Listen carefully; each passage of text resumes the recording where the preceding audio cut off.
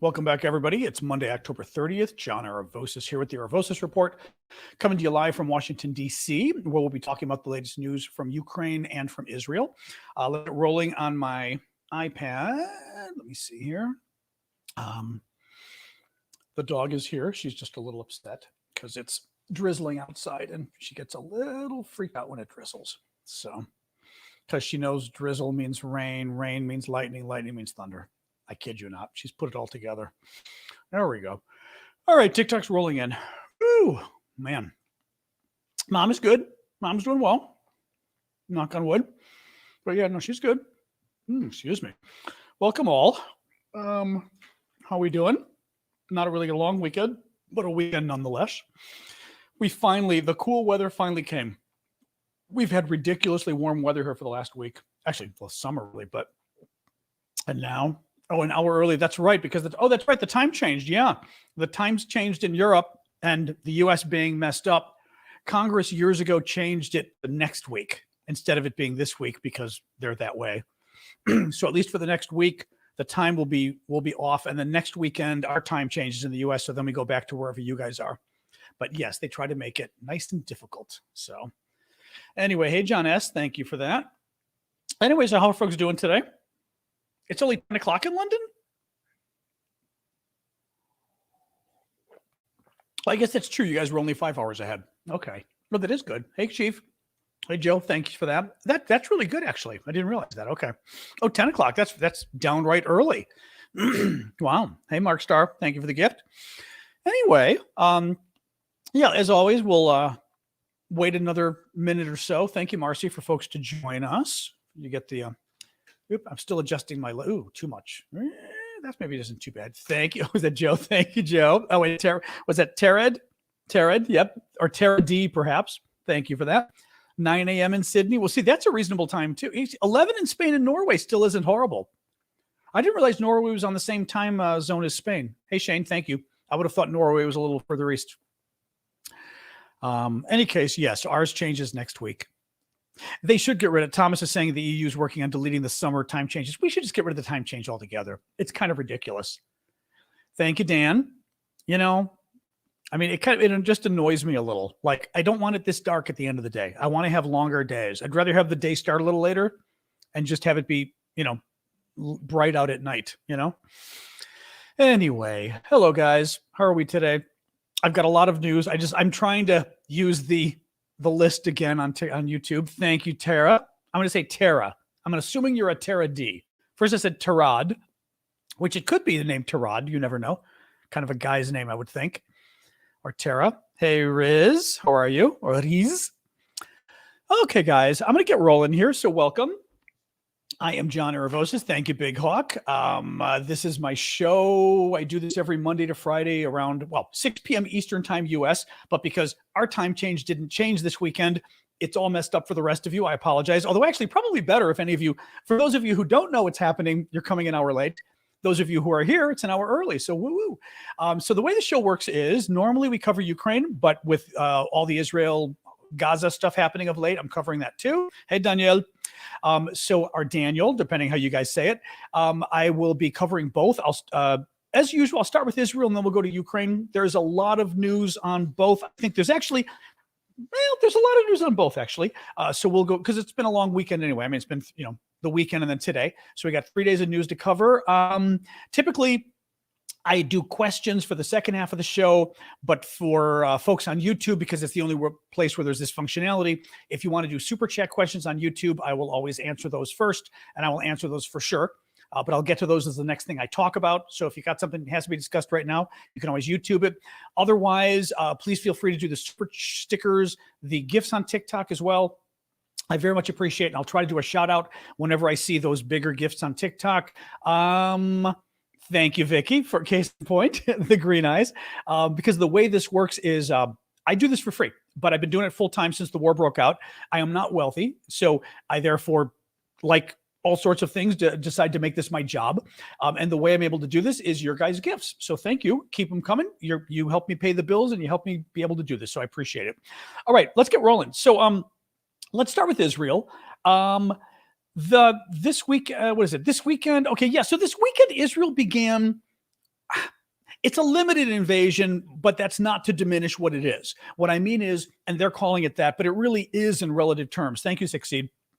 The concern by many, certainly humanitarian advocates, but also strategy-wise, the U.S. was worried about the strategy about Israel.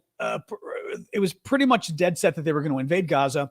The concern was that they were going to have a massive invasion of Gaza, and a lot of concern about the casualties among the Palestinians, among the Israelis, whether Israel could even do that, whether it would take years to invade, to take over, who's going to run the place, this kind of stuff, right? So Israel seems to be taking a slower pace. Thank you. You never know. Oh, that's very pretty. Thank you for that. They seem to be taking a slower pace. They have certainly increased, thank you, Alex, the amount of bombing. I think the bombing went from something like 450 strikes a day or a night to 600 or so is the reported amount. They have put more troops on the ground. They have entered Gaza with the troops, but they're being very sort of precise about how they're doing it. They aren't just sort of invading. Currently, for example, they've, I believe sort of, where's my map here? I believe from what I saw earlier today, now I may need to get thank you, McFadge and Phoenix. I've got to get it probably a larger Gaza map at this point blown up. But the northern Gaza, it looks like the Israelis have sort of come along and taken an area along the beach. And then, part of the way down, maybe like where my pen is, they've invaded in sort of a skinny line and cut off the highway. So they seem to be cutting the north of Gaza off from the south of Gaza, but there has not been a massive invasion of Gaza yet. Not clear what's coming next. Not clear if this is in response to, thank you, Happy Beach, in response to, requests from the Biden administration to go a little slower, a little more carefully. We don't know. But anyway, that's kind of what clearly that started happening this weekend. Clearly, the Israelis started invading on the ground. Also, they've not been invading the cities yet. They have been sticking to more rural areas. Open lands, things like that. They've definitely been going after some of Hamas's tunnel network. One of the things that makes an invasion really difficult and also very deadly for the Israelis, but also the Palestinians, is the Hamas, which is the terrorist group that runs Gaza. Thank you, Alex. They have tunnels, kilometers or miles and miles of tunnels throughout all of Gaza, and it lets them hide. It lets them hide ammunition. I'll be talking a little bit about food and water and stuff like that too. Thank you, Carl.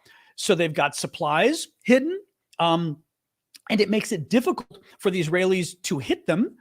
Who is that? Boy Mom, and who's got the eyes there? Shanlin, and Boy Mom did the eyes, and thank you, Shanlin, for the heart. And Tyburner. So it makes it difficult for the Israelis to know kind of where to hit them. Thank you, Pam Pam, because it's not like they're in a big government ministry building where they're all working. A lot of them are underground. A lot of them, by the way, are abroad too. The leader of Hamas is in in Qatar, for example. Thank you, Louis. Another one is in Beirut, I believe I read. He was in Lebanon recently. But in any case, the fact that they're in these tunnels makes it very difficult. It makes it dangerous for the Israelis. Thank you, Tiber and Shanlin. It makes it dangerous for the Israelis because if you have, for example, if you slowly go in and you try to clear block by block, which is typically what you do going into urban areas, for example, you could clear a block, but then Hamas comes out of a tunnel behind you and shoots you because nothing is really cleared if you don't find all the tunnels, right? So makes it very difficult. Sorry, James. Oh, James. Rarely get to catch a live show. Can't hang around. Just wanted to say, well, thank you for that, James. I know. I recognize your name, but I guess not from here. From the Discord then. Anyway, good to see you. Thank you, 863. I know the time change is helping us today. The Brits, at least, I'm assuming Europe overall, set their clocks back an hour. But in America, we don't do that till next week. Thank you, Peachums. So the time change is now only 4 hours to the UK. So it's much, and the rest of Europe, it's much better than it has been.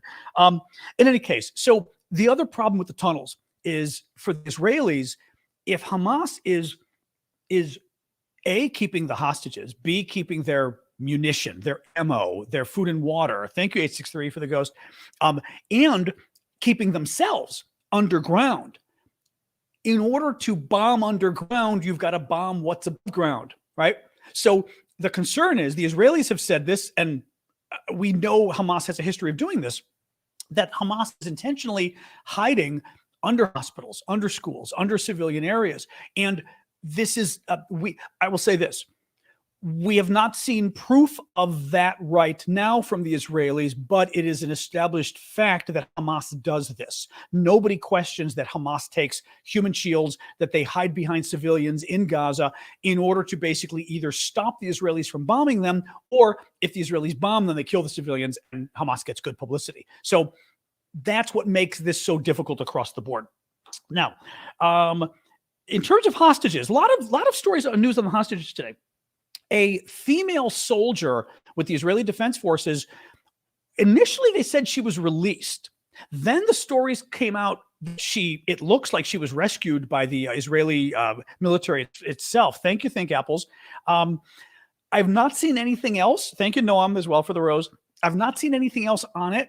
It seems, which makes sense, the Israeli military doesn't want to give any details.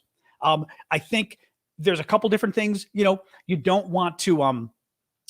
thank you, AJ. That's very pretty and typical for the fall, since it's finally a fall day here in DC. You don't want to spill the beans to Hamas of how she got out. Thank you, lizard person. In any case, we don't quite know how she got out. It looks like the Israeli military rescued her. Female hostage, interesting. Israeli Defense Forces, very interesting. Thank you, lizard guy. My suspicion is, thank you, Pedro, that she certainly was not released by Hamas if she was IDF, if she was the Israeli Defense Forces. Thank you, Elizabeth. Per Sky News, the talks to free the remaining 239 hostages, the number is now up to 239.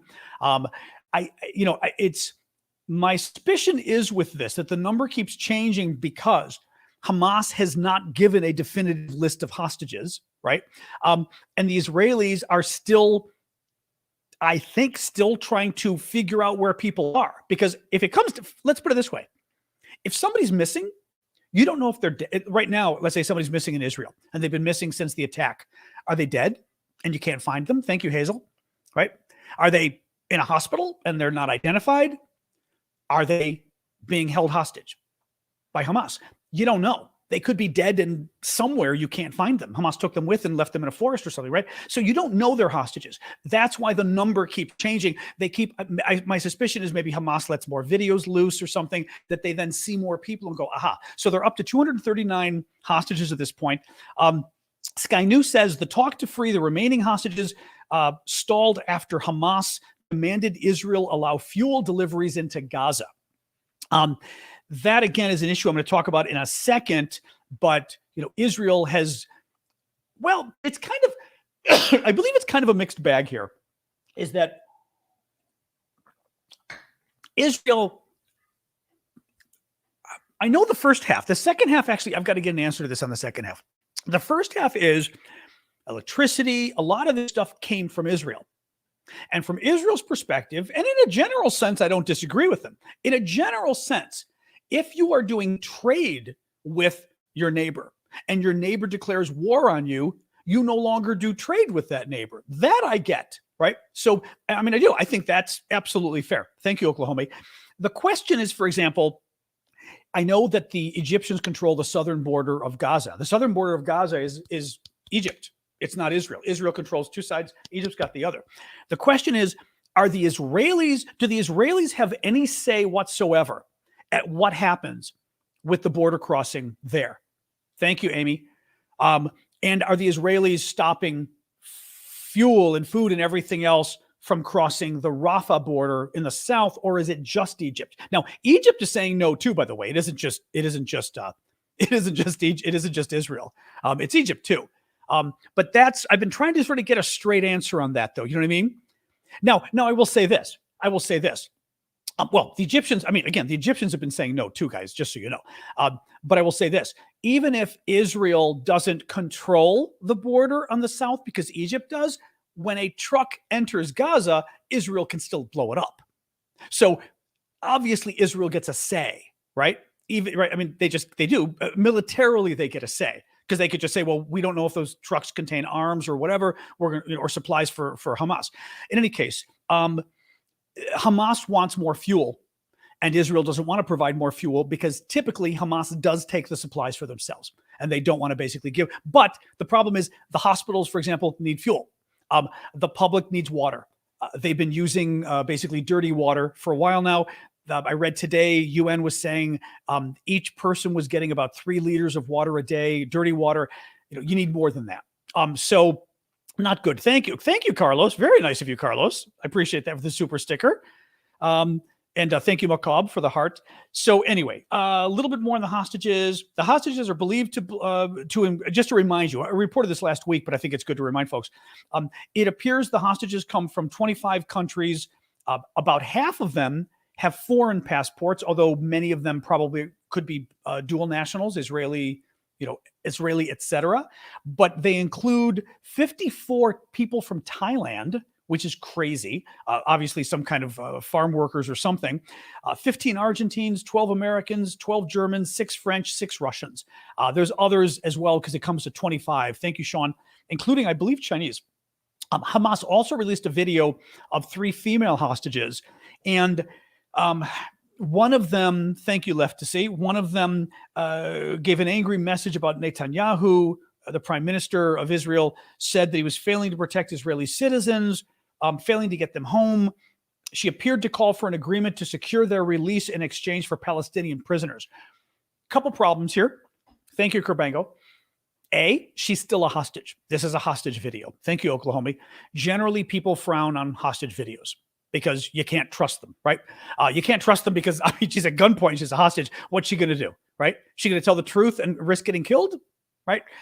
Second of all, I couldn't get an answer on this, but when the story first came out earlier today, I remember one of the stories reporting that at least one of the women, thank you, Carol and Sagi, one of the women had family members who I believe were also being held hostage.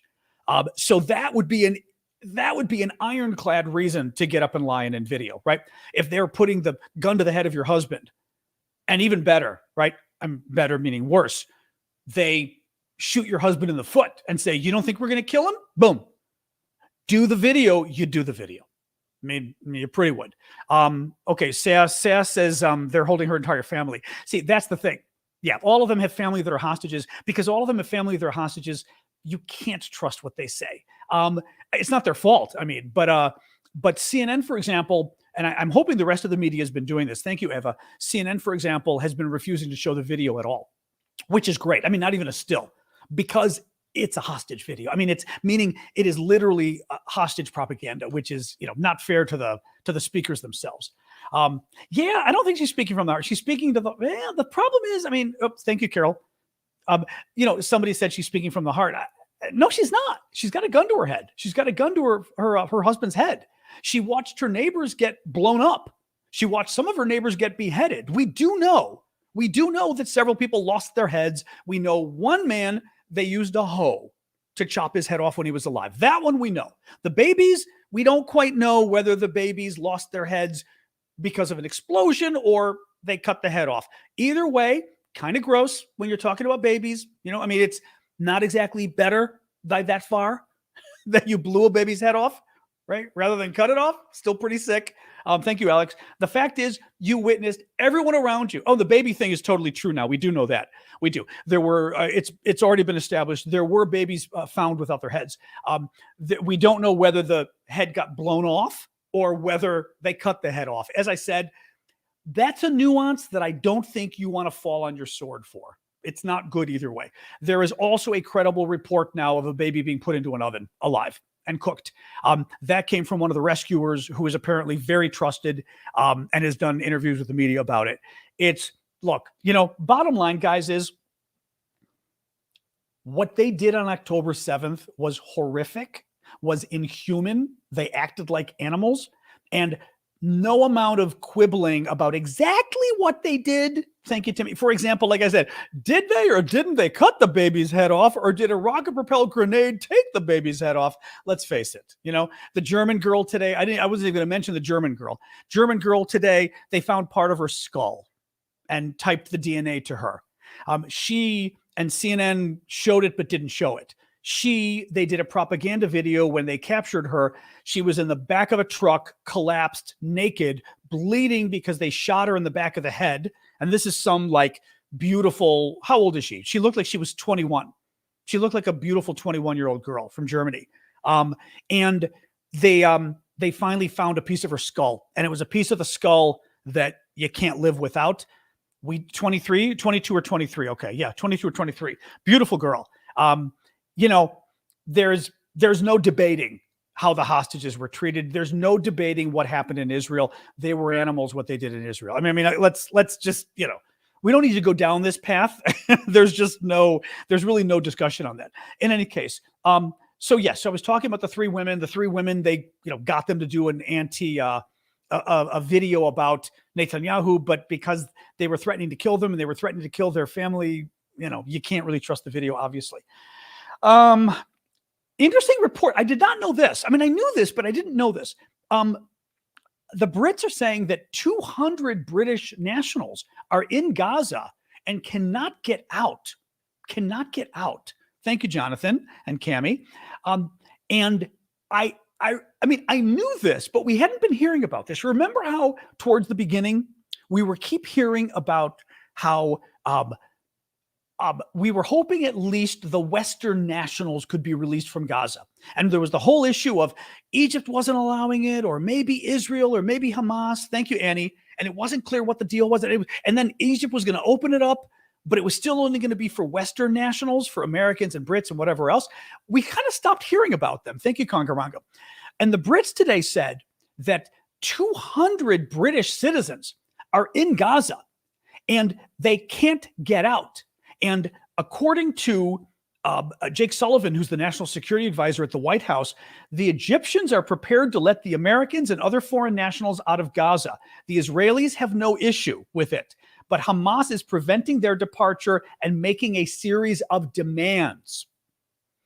Hamas is holding more than 239 hostages, guys. They're holding all of our nationals who are in Gaza hostage unless we meet their demands.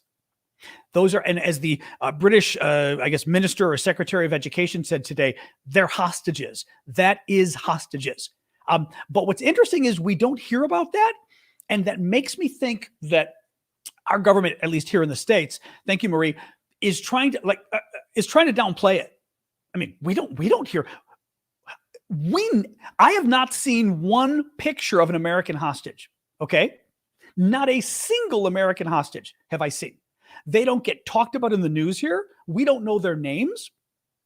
We certainly don't know about any American citizens who are stuck in Gaza. It's talked about in general terms, but as I said, there's no reporting at all.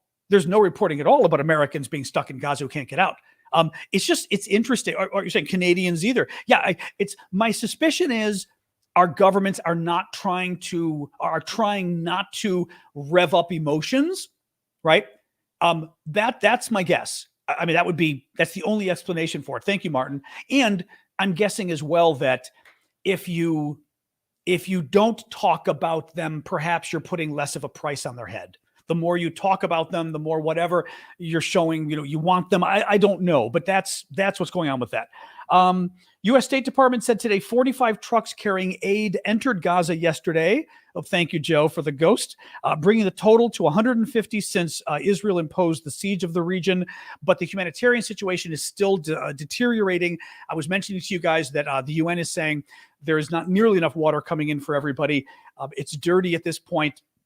And keep in mind that the amount of aid that's needed, they say, is 100 trucks a day. We've got 150 trucks total that have gotten through. So it's not enough aid. But this is where it gets interesting, okay? The Israelis say that they don't want they don't want anything going in because they think it's all going to Hamas. Now, very interesting. New York Times this weekend did a story interviewing Arab government officials, and Western government officials. So they didn't just get the story from the Arabs. They got it from the West as well. I'm sorry, not just from the West. They got it from the Arab officials as well, that Hamas has been stockpiling food, water, and medicine and not giving it to their own people. Listen to this. Gazans scrounge for food and water. Hamas sits on a rich trove of supplies. Hamas has spent years stockpiling desperately needed food, fuel, and medicine, as well as ammo and weapons in the miles of tons it has carved out under Gaza. I'm going to read you a couple paragraphs. As supplies of virtually every basic human necessity dwindle in Gaza, one group in the besieged enclave remains well stocked: Hamas. Arab and Western officials say there is substance to Israel's claims of Hamas stockpiling supplies, including desperately needed food and fuel. Hamas, they say, has spent years building dozens of kilometers of tunnels under the strip where it has amassed stores of virtually everything needed for a drawn-out fight. Quote, they are very careful in using what they have because they will be using it for long periods, said Samir Gattas, an Egyptian strategic analyst who closely monitors Gaza. Mr. Gattas said there was little chance that Hamas would be willing to provide food or any other kind of supplies to aid civilians. Quote, the Hamas movement cares only about the Hamas movement, he said. The public of Gaza means absolutely nothing for Hamas. That's very interesting. Hey, Ali, welcome. That's very interesting. Because as I said, look, when Israel claims something, I take it with a grain of salt. When Hamas claims something, you shouldn't believe it at all. They're literally a terrorist group. But the Israelis say something, I still like to verify. This is verified now by the New York Times, and it's verified by Arabs as well as Western officials. They've got, and we knew this, they've got food, fuel, water, medicine. They're not giving it to their own people. The hospitals have run out of fuel. Hamas doesn't care. From an Israeli perspective, it gets very interesting because currently, Israel's not to blame for the shortages currently. Israel will be, let me put it to you this way. Any normal country, your neighbor stops trading with you, you use what you've got domestically first before you starve to death. Thank you, Encore. You don't have enough food and water, you start using the supplies of water you've got stored first before you let people starve. You don't have enough fuel, you use the fuel you've got before you let hospitals shut down and incubators turn off. Hamas isn't doing that. They're keeping everything for themselves. Remember what we heard at the beginning of the war. There are bomb shelters in Gaza. No civilian can use them. They are only for Hamas itself, for the government. Civilians are not allowed to use the bomb shelters. Thank you, Dora. Which is part of the reason it's so dangerous for the Palestinians, because they have nowhere to go because Hamas won't let them. So remember what I tell you guys about it being a gray, this issue is so complicated and so gray. Everything is gray. Nothing's black and white. It's always gray. So I definitely have concerns about Israel cutting all of this off. At the same time, right now, it's Hamas's fault because they've got food, fuel, and water. They've got it, and they're not giving it to their own people. Now, thank you, cool. But I will say this. Let's say that Hamas was willing to use its food, fuel, and water, right, to help the people, and that stuff only lasted for 2 or 3 weeks. Then Israel would be getting a legitimate complaint if Israel was stopping food, water, and fuel from going in, because then, right, Israel's the only source at that point. Or not even the only source, but if Israel's not letting aid trucks go in essence, they're the controlling source. So thank you, Scott. As I said, always a complicated issue. And of course, in Egypt, I mean, again, there's the Egypt thing here too. Egypt wants nothing to do with Hamas, and they want nothing to do with Gaza. And I mean, well, it's kind of sad because remember, we've talked about this with, looking here. Yep. We've talked about this before with regards to the Arab world too. The Arab world, they don't really care about the Palestinians. I mean, people on the street, I guess, do. They like to riot and stuff and mob, but the governments don't really care. The Arab governments had, the occupied territories. Guess who had them first? Egypt and Jordan. Guess who never created a Palestinian state out of those territories? The territories that everybody wants to make a Palestinian state out of now belong to Egypt and Jordan. They never created a Palestinian state when they could have, right? I mean, this issue, again, gray, complicated. It's always gray. This issue is always a mess. No matter how you look at it, it's a mess. So I think it's the last thing. Yeah, the last thing I was going to tell you is 2 stories this weekend that are gray like my hair. Exactly, Mohammed. Exactly. Except that I hope my hair looks nicer than this issue feels. We'll put it that way. So the 2 things that came up this weekend that were of concern. Actually, let me start with the second one. Thank you for the cauldron there, Vicky. The second one is, and this is more of an American thing because it's here and it's a well-known school, but there was a really weird or sick threats yesterday at Cornell University here in New York, not here, but here in the States in New York. And somebody or some people, thank you, Lamb Chop, went into an online forum for the university and basically said they were going to slaughter all the Jews on campus. Thank you, Joe. And they specifically talked about one dorm or one building that has a kosher kitchen or something for the Jewish students, who are more religious or whatever, could eat at. And pretty much the students had to lock down. The FBI has been called. They're now investigating as a hate crime. I mean, it's very scary stuff. We don't get stuff like that very often in the U.S. That's a very unheard of thing. The other issue, and the other issue is a perfect segue to our Ukraine news, which we'll do next, is these crazy riots they've been having in Russia for the last several days. And this has happened in Dagestan. There was something else in another part of Russia too. What was the other part? The other part was trying to look here. The other part was beep beep beep beep beep beep beep. Oh yeah, there was a Jewish center, a Jewish cultural center under construction in the Balkarian Republic. So that's kind of in the area of the former Balkarian Republic. Help me out, guys. Was that Uzbekistan? Where is that? I'm forgetting where that is. It's one of the former, but that's not still Russia though. That's got to be a republic, right? Help me out, guys. Nalchik, Kabardino-Balkarian Republic. Anybody? Any case, Nalchik. Where's Nalchik? I didn't look on my map. I should have looked. That's got to still be Russia though. Dagestan. It is. Oh, is it still Dagestan? Is it still? It is still Dagestan. Okay, so this is still Dagestan. Somebody burned down a Jewish cultural center, but the big attacks that happened was crowds of Muslim. This is a majority Muslim. Thank you, iBlockme. This is a majority Muslim province in Russia, and crowds of it's Caucasus. Okay, thanks, Irina. Crowds of Muslim men, but I'm talking like 100, 200. I mean, horrific number of these guys rioted because they read in the chat room, thank you, Patty, that there were going to be Jews arriving at the airport. Now, the day before, they mobbed and rioted at a hotel in town because there was a rumor there were Jews staying at the hotel. And there's video of these guys rampaging this hotel. They went door to door, every room of the hotel, and forced people to open the doors and show their documents to prove they're not Jews. Okay. Well, then the day or two later, they go and they storm the airport. The video is online, easy to see. Rampage the airport, horrific. I'm talking several hundred men yelling Allahu Akbar, which is Muslim, I don't know, whatever you want to call it, religious.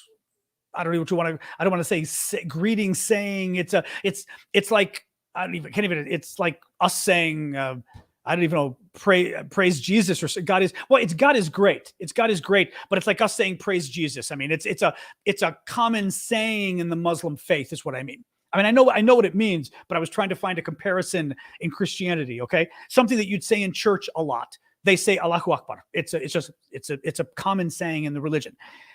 These guys were running around, rioting, screaming Allahu Akbar. Also, they were screaming, death to Jews, because somebody in the online forum told them that listen to this, a plane of Jewish refugees were arriving from Israel to Muslim Dagestan in Russia. And these idiots believed it. Now, I mean, seriously,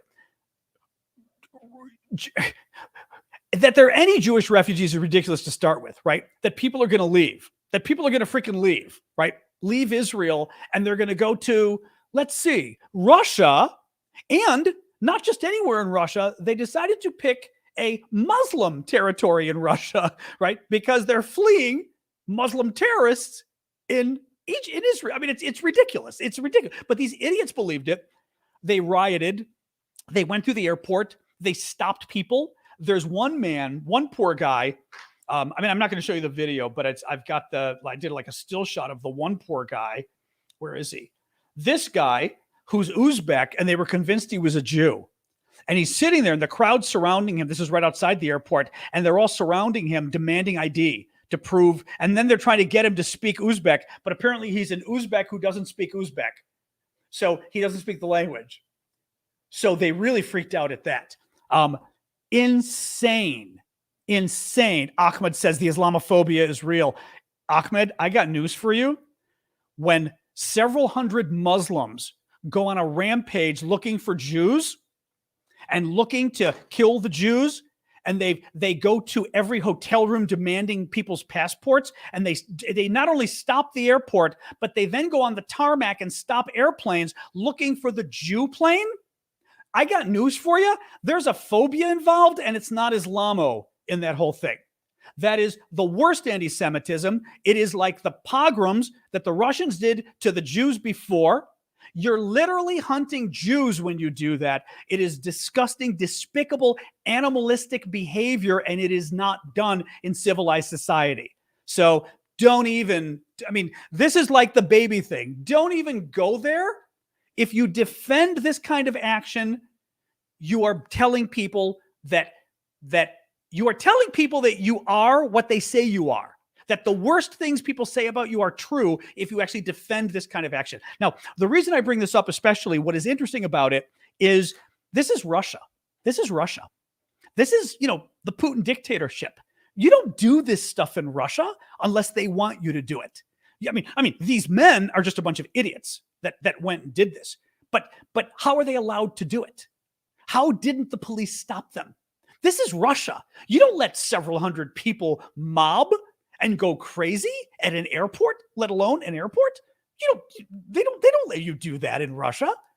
I mean, and finally what happened was they ended up using like some of the local National Guard or police or whatever to try to help, and they weren't doing very well. Thank you, Dawn. And Dawn to the fireworks. I thought Dawn to the fireworks. They weren't doing real well. And they didn't use any of the national. Thank you, Chris. None of the national forces were used to try to stop this from happening. Putin still is keeping aloft from it. Thank you, Booty. It's very interesting. It's very interesting. And mind you, Hamas was just there a couple days ago in Russia visiting Putin. He invited the Hamas leadership after they had killed all the Israelis, after they took all the hostages. He invited them to Moscow for like an official visit. It's bad. It's bad. Thank you, Jay. Now, what gets interesting is how long Israel is going to hold out on the Ukrainians, because Israel's been holding out a lot on the Ukrainians. There's a reason, in the sense that the Israelis, the Israeli government, wants good relationships with Russia because of Syria. They apparently share intelligence. Also, Israel kind of needs to go in occasionally and blow things up in Syria. And the concern is, if the Russians, have bad relations, they may stop Israel from doing it. But, at this point, I mean, come on. How long can Russia go along with this? Not Russia, but how long can Israel go along with this? So going to be interesting to see what this does about Israeli-Russian relations going forward. Because keep in mind, too, Russia's big ally in the region, Iran. Thank you, Vicky. And Iran is the country probably most responsible for this happening anyway. Thank you again, Vicky, in terms of the support they give in terms of weapons and everything else. Now, Carlos, sorry about that. Will Hamas divert incoming supplies? That's a concern. I mean, the concern is from Israel that they will. There's no reason to believe that Hamas would not take the internal supplies if humanitarian supplies come in. Why wouldn't they? We already have the Egyptian expert saying they take everything for themselves. They give nothing to the people. If you're Hamas right now, you would take every supply you could get. At the very least, you would take a portion of it, like the mafia does. You take 10% or something, right? So that it's not totally obvious. Thank you, Super Hornet, because you don't want the supplies to stop. You don't want it to be obvious that you're taking it, because then no more comes in. But you want to take enough that it's still, maybe even 50% you take. Well, at least the people are getting 50%, so it's kind of worth it. But that's the concern, and I wouldn't be surprised. Yeah. Laka, thank you. I appreciate that, Laka. Thank you so much for the membership. So anyway, let's let's move on. Let me see here. Yeah, that's those things. I'll do a quick pitch for my work since I've got some of the haters are saying you're being paid. I'm not being paid, but I can be by you. If you guys like the work I'm doing, and I know some of you do, thank you, Booty. There's a lot of different ways of supporting my work. As I've said before, the gifts on TikTok, always a great idea. And I always try to do a shout out when I see the bigger ones like Roosters there. Thank you. YouTube, super chat, super stickers as well. I very much appreciate. Another way is we've got memberships, and you can sign up for membership on TikTok, where TikTok gets a slice because that's life. And you can join. We do a special show on the weekend for the members. Thank you, Rada. But it's basically just a way to support my work. You can become a member on YouTube. Those are all the green folks like Laka. And I've got to scroll up and see Carlos. Oop, I think Susan was here earlier. Some of the others. Thank you, lizard person. But you can become a subscriber on YouTube. Thank you, Vicky. So you can subscribe on Ko-fi, on Twitch, on Discord itself. I've got all of those links in my profile on TikTok. Go to TikTok, click the link in the middle. You'll even see Cash App and Venmo and PayPal as well. You can help out. You guys can go to Aravosis.com, or the Ko-fi link is there. But bottom line is, if you can help, if you can't, don't worry. I mean, it's not the end of the world. I mean, I appreciate whatever people can do. I don't want people putting themselves out. But if you can, I'd appreciate the help, because as I said, this stuff helps pay the bills and it helps me keep doing this. So thank you for that. All right, let's go. Ukraine. Let's do Ukraine. And then after we finish talking about Ukraine, then we will do both topics. We'll do Q&A or comments or whatever on both. It is day 613 of Vladimir Putin's special 3-day military operation in Ukraine. Make sure to hit the like button. I keep forgetting to tell you guys that too, on YouTube and TikTok and everything else. The likes or the up click or whatever, they help, I think, supposedly. Thank you, Booty. The Ukrainian forces, so this was good, actually. Thank you, Rada. I think it might have been overnight last night. Ukrainian forces struck a strategic air defense facility on the western coast of Russian-occupied Crimea. Now, I don't know where on the coast it is, but they're talking about Crimea, which is the territory down here that Russia stole in 2014. Thank you, Emmy. And western coast would be somewhere along here. But the Ukrainians went and hit an air defense system. I did not see earlier. I thought I read that they had destroyed it, and then I couldn't find any confirmation later on. They did injure 17 Russian troops, which is significant. Supposedly, the Russians at least allege that the Ukrainians used 2 ATACMS, 3 unmanned boats, and presumably Storm Shadow missiles. But the Russians were not really thrilled because it did do a lot of damage, at least to their troops. But as I said, I thought I'd read that the system, the actually anti-aircraft system was also just destroyed as well, which would be good. Let's see, Bakhmut. We're going to do sort of a roundup of the counteroffensive here. So Bakhmut is the town here in eastern Ukraine. Oh, thank you, Danan. In eastern Ukraine, this is the one where the Wagner forces were fighting the Wagner Group Prigozhin for like 11 months, and they finally ended up taking this town, and the Ukrainians have been slowly taking it back, and they are. I mean, the Ukrainians keep slowly progressing. It's going slow, but it's been in their favor. So the latest on that is Russia has strengthened its forces in the Bakhmut area. The aim is to halt the advances of Ukrainian troops. They've not halted it yet, but they are throwing more troops there. Institute for the Study of War says Ukrainian forces advanced near Bakhmut amid continued offensive operations near Bakhmut. And they also, thank you, Chad, and they also advanced in Western Zaporizhia. So Western Zaporizhia, thank you, Ellie. Western Zaporizhia is another area of the counteroffensive, basically over here. That's kind of the big one we kept hearing about, where the Ukrainians were making the most advances and then they got slowed down. So that's Western Zaporizhia. So there were some advances by Ukrainians there. Keep in mind, day to day, we're still seeing small advances. This is not going quickly. I mean, it's not. But again, still better Ukraine to be advancing than Russia advancing. What do you do? Russian troops made unsuccessful attempts to regain lost positions near Robotine in Zaporizhia and Donetsk near Andriivka. So again, the Russians tried to get some of the land back around here. They did not succeed. They tried to get some of the land back around Andriivka. Remember, Andriivka is the one right north of Donetsk that we've been hearing about for a few days now. The Russians did not succeed. So again, good news, slow news though. I mean, it's going slow. It's something to be worried about, for sure. What else we got? Russian military bloggers claimed on October 29th that Airborne Forces Commander Colonel General Mikhail Teplinsky replaced another general as the commander of the Russian Dnipro grouping of forces operating in Kherson.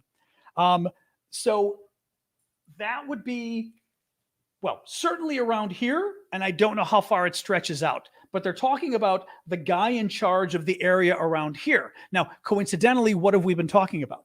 This is the area where Ukrainians have come south of the river. The Russians currently control south of the river. The Ukrainians have come south of the river, and it looks like they may be establishing a beachhead, that they're basically able to keep a group of troops there that they're using as a sort of starting point for then branching out further, which is pretty cool.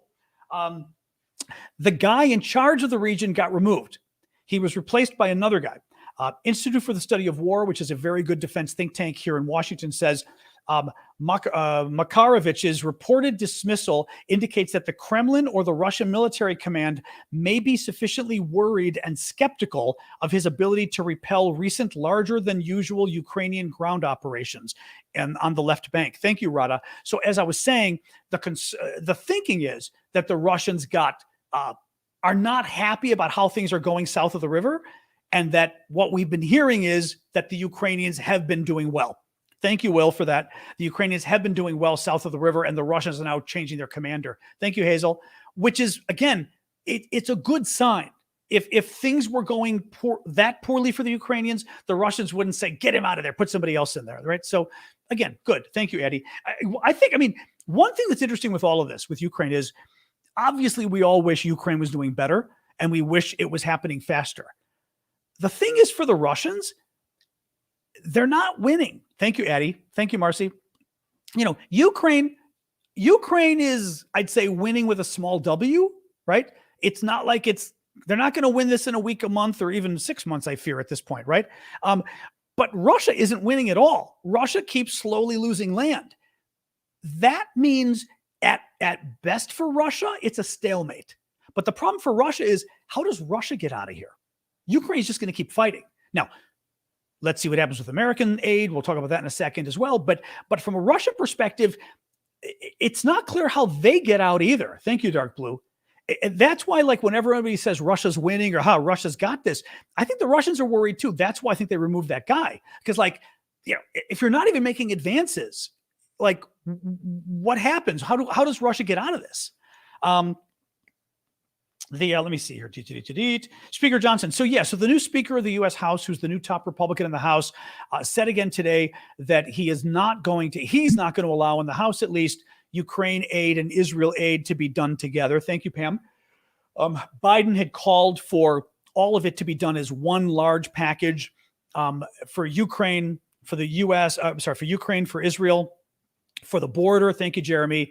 Our border with Mexico, for humanitarian aid to the Palestinians, and I think something else. I don't recall what else. And the Republicans in the House, who are MAGA Republicans, are saying no, because Trump has made Ukraine toxic, because Trump is anti-Ukraine and Trump is pro-Putin. So Trump made it toxic, and the Republicans are following him, sadly. At least the MAGA Republicans are, which is not good. Now, the question that happens there finally is, what does that really mean? Well, the House is only one of the two bodies that gets to negotiate this. The Senate is run by Democrats. They want the aid tied together. The Senate, top Republican, is the minority, right? They're not in the majority, but the top Republican, Mitch McConnell, also wants the aid tied together, Israel and Ukraine together. Thank you, Kat. And he wants aid to go too. So, you got to typically have a negotiation here. The question is the side, I should say, thank you, pediatric nurse, are Ukraine's advocates willing to sort of stick to their guns and demand that these be tied together, even if House Republicans say, we're going to hold off on aid entirely, we're going to torpedo aid to Israel as a result? The other question becomes, would House Republicans really do that? Would they really admit that? I mean, would they really, really slow aid to Israel when the Republicans are super supportive of Israel? Now, the problem with separating it, Tengu says, what's the real problem with separating it? The problem with separating it is then Ukraine aid isn't going to pass the House ever.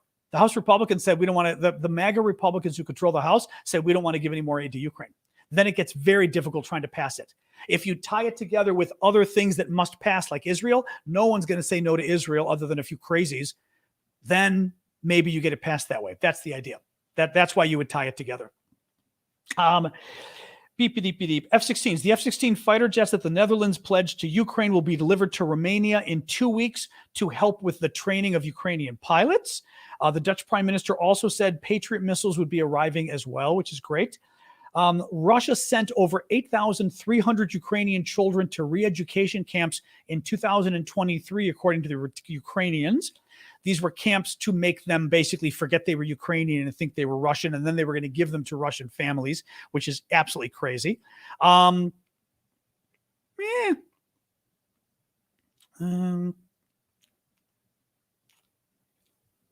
Whatever.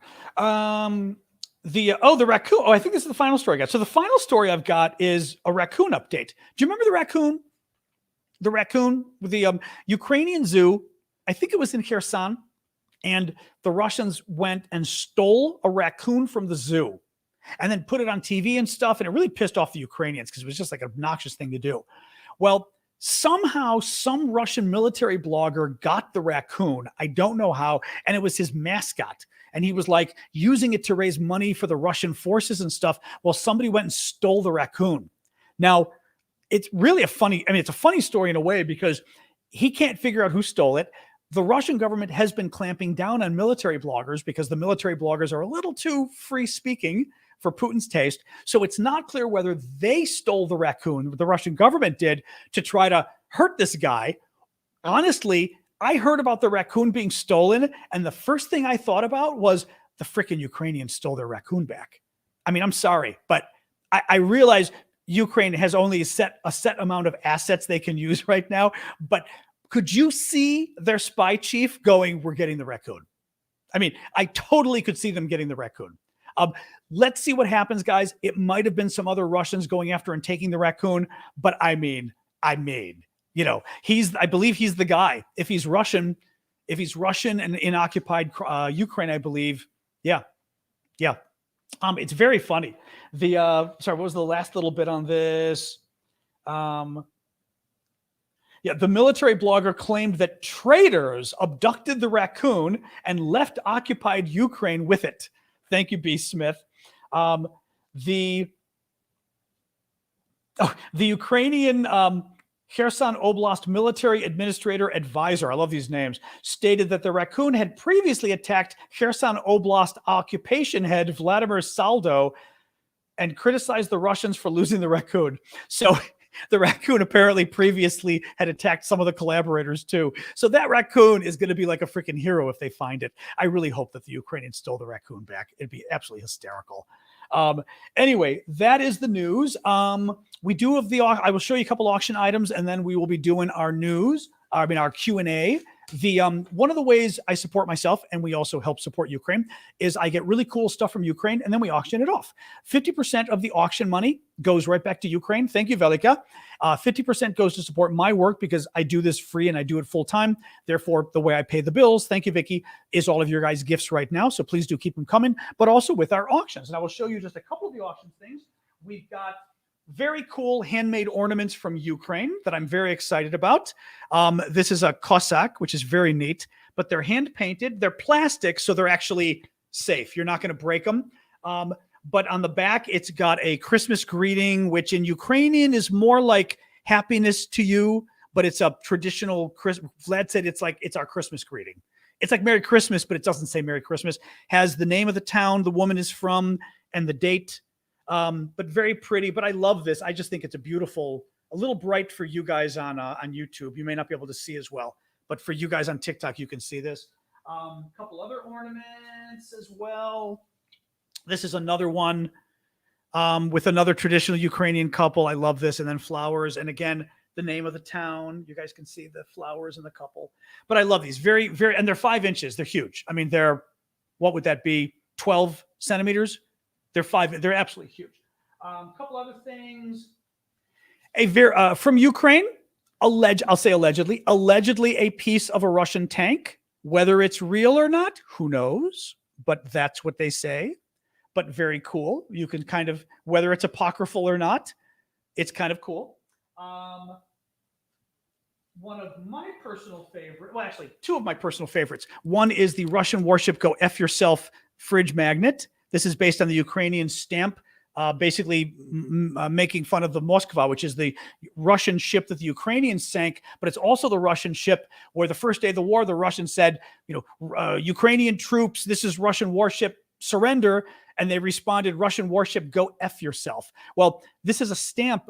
It's a fridge magnet, but it's a stamp the Ukrainians made showing a Ukrainian soldier giving the middle finger to the Russian warship.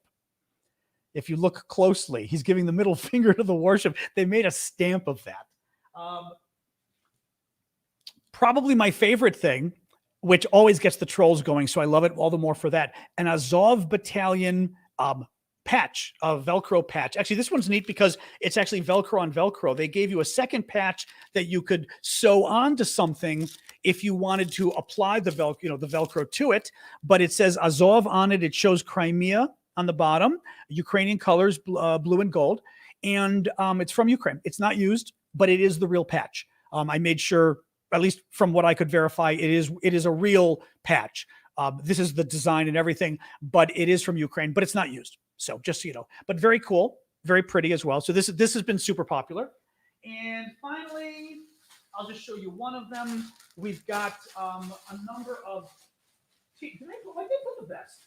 Actually, we've got t-shirts and sweatshirts. I've got the Zelensky sweatshirt, which is a wonderful sweatshirt that Zelensky would always wear. It's not the one he wore, but it's the same one he wore. You know what I mean? He didn't wear this, but he bought the same one.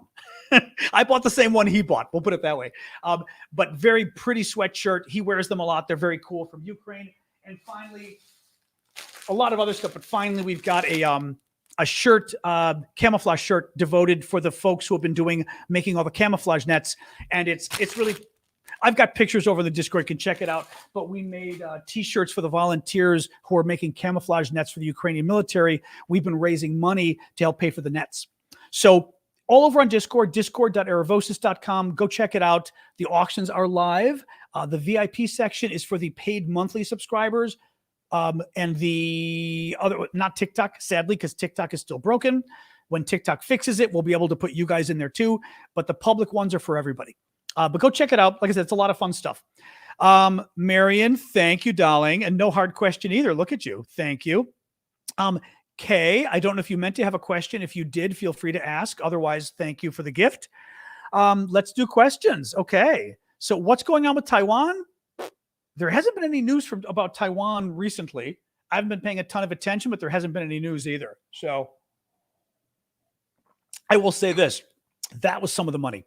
Some of the money that Biden wanted in the large sort of omnibus bill was defense of Taiwan, defense of Ukraine, defense of Israel, humanitarian aid for Palestinians, and defending the U.S. border on the south. So, Flower Lady, I don't think I saw it. Did anybody else see? Oh, everybody else did. I missed it. Was I looking away? I was looking at the shirt. Ugh, I didn't see Flower Lady. I'm sorry. Everyone else saw it though. Sorry. I was looking at the shirt. Sorry. Thank you though. And I hope everybody else got to appreciate it. How many Hamas fighters? They said something like 30 to 40,000 Hamas fighters.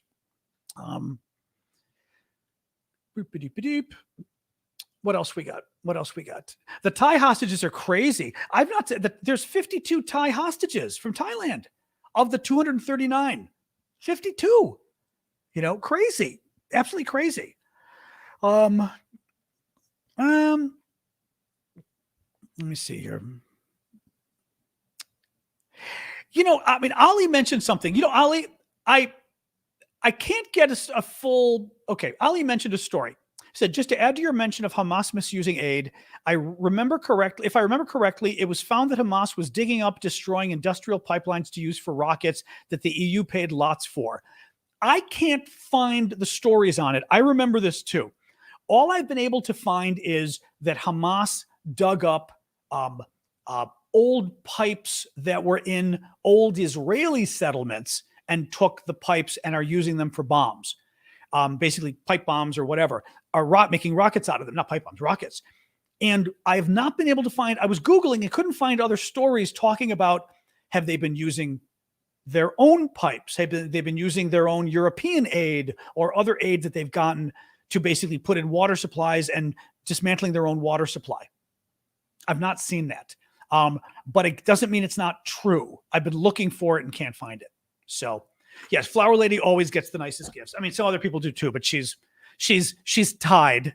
at worst, she's tied with only one or two others. So thank you for that.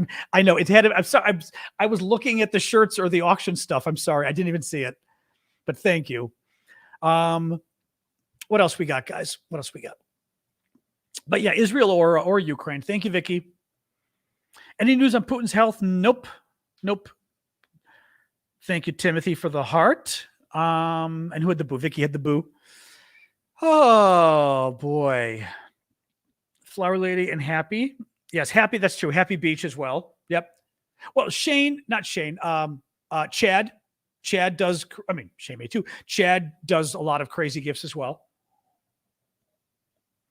But I'd say Happy Beach and Flower Lady are sort of, I don't have it gives you a daily thing of gifts, but it doesn't give you I'm trying to see, where was it? I'm trying to see where it's somewhere on the page. I thought like the daily gift thing, it would show you, gifters. Nope. Somewhere up here, I thought there was a ranking the gifts thingy. Now it's not going to show me. It used to be on here. God, TikTok, you're so difficult. Hang on. I'm trying to see here because there used to be like a little ranking of the gifts here. Gifts sent by members. Oh no, it's not showing it. Oh, well, it used to be somewhere here that I actually could click and see like who was giving the gifts that session or whatever it was, which was neat, which was kind of fun. Oops, don't do that. Nope, not doing it now. Oh, TikTok, you changed it again. What a surprise. What a surprise. There's Chad. Thank you, Chad. We shamed Chad. Sorry. Thank you, TBI. You see when you click Hallow says, do you support the Palestine as well? Thank you, Lizard, for the shooting stars. I feel horrible for the Palestinians. Thank you, Shane. But I also get really pissed off at the way people treat the Israelis and the way people treat Jews. Thank you, Oklahoma, because I've witnessed that. And I will say this, as an American, I've witnessed more the anti-Semitism than the treatment of the Palestinians because I'm in the U.S., right? Thank you, Becca. I'm in the U.S. So I don't see a lot of Palestinians, and I don't see a lot of anti-Arab stuff either, but I've witnessed people thought I was Jewish when I was younger. I had people yell things at me, which freaked me out totally. I was in an elevator once in college, and some guys turned and called me the K word for Jews. And I just looked at them like, I was like 19. I looked at them like, what? I mean, it was bizarre. But also, I grew up at a time, thank you, Timothy, I grew up in an era when Israel and Jews were getting murdered worldwide all the time by Palestinian terrorists. And I have to admit, that left a mark. I was around in the 70s and the 80s when that stuff was happening, and it influenced me. Having said that, I think the Palestinian people get screwed, and they've been screwed, and some Israelis are shitty to them, like Netanyahu, and I don't like Netanyahu. I think the settlers are horrific. I mean, the settlers like the West Bank settlers. If you're settling in an area that's Israel, that's fine, but settling in the West Bank is obnoxious. And they're obnoxious. That pisses me off. But I think the Palestinian leadership, it's and as I said before, the Arab countries couldn't give a damn about the Palestinians, and that pisses me off too, because they couldn't care less about the Palestinians. So the Palestinians just kind of get used by the Arabs when the Arabs want to, when they want to have like a 2 minutes hate, from Orwell, get their people riled up in a safe way. But to actually help the Palestinians, no. I feel bad for the Palestinians. And I know people who've gone to Gaza and say it's just awful, absolutely horrific. I think my mom went. I have to ask her about that. I think she went to Gaza. Just horrific, the conditions. So I feel horrific for the Palestinians. So, I am totally in favor of, a two-state solution, giving them a country, absolutely. But we've got to figure out the whole terrorism thing, because that's just, anyway, we were talking about this. We may get Callum to come on later this week because we were talking last week and some people had a good suggestion. When we were talking about this, I was saying, how the hell do you get over all of this hate and all the years of you killed me, I killed you, you killed me, I killed you. And Callum was talking about Ireland, Northern Ireland. And, they say the struggle, or no, the troubles, you guys say. We don't call it the troubles here. But the terrorism in Northern Ireland and all of that, and how they were able to reach a peace treaty, a peace agreement. How did they do it? And I think that would be really interesting to I know we're going to probably have him on just to talk about, because he knows about that. How do they do it? But it's very, I find the whole issue very, just very, you start talking about it and it's horrible. I think, like I said, both sides have done bad things. Both sides also are innocent at the same time. Both sides have some bad leaders. Both sides have violence. It's just like, ugh. So, and you get a lot of crazy people talking on the outside as well. So there's way too many crazies going on as well, So, anyway, I agree with Israel about the ceasefire. So Rachel says, opinion on Israel declining the ceasefire. Why would you have a ceasefire if you're Israel? Hamas declared war on you. I mean, it's like somebody punching you in the face. They punch you in the face and you don't get to punch them in the face back. No, it's actually more than that. Thank you, John. Because it's not somebody punching you in the face. Someone literally killed your family and their intent was to kill everybody, right? But they killed a bunch of your family members and you can't go find them. I'm not surprised. Hamas would love a ceasefire now because the Israelis are returning the favor and coming after them. But if you're Israel, why should they have a ceasefire? I mean, if you're Palestinian, of course you want a ceasefire. I understand that. If you're Hamas, of course you want a ceasefire. If you're Israel, why should you want a ceasefire? If you're Israel, you got to go and destroy Hamas. I mean, what Hamas did, you guys have got to remember. This was, and I'm talking Israel's mentality on this. This was not just another terrorist attack. This was the biggest thing since the Holocaust. This was September 11th in Israel. This was the kind of thing that you don't go, well, let's blow up a few of their ministries and we'll be done, tit for tat. This was September 11th. It was, we've got to take out Osama bin Laden. Again, we made some bad decisions as a result. We did get Osama.